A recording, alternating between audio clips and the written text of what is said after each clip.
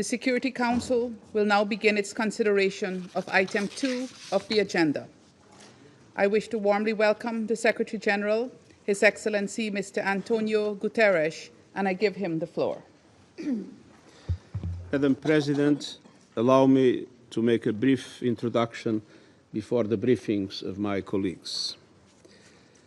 Excellencies, there are moments when the choices before us are not just consequential, they are defining.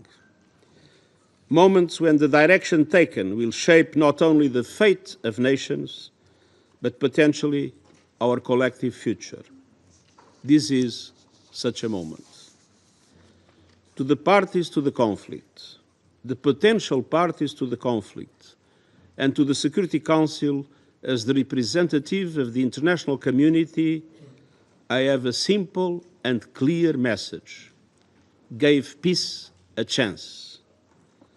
The confrontation between Israel and Iran is escalating rapidly with a terrible toll, killing and injuring civilians, devastating homes, neighborhoods, and civilian infrastructure, and attacking nuclear facilities.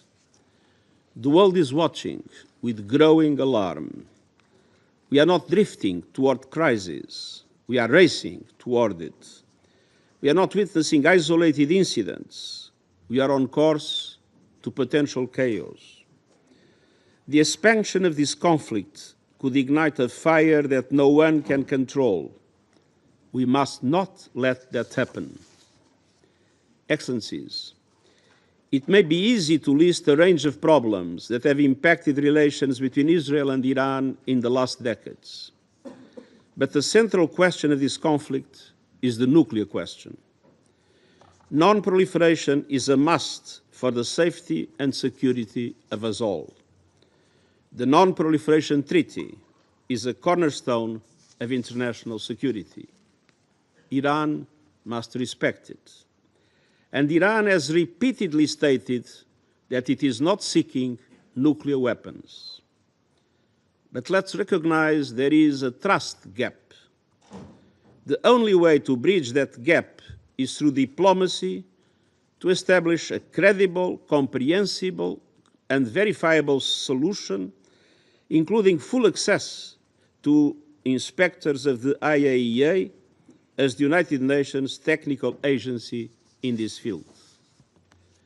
For all of that to be possible, I appeal for an end to the fighting and the return to serious negotiations. At this defining moment, I urge this Council to act with unity and urgency for dialogue.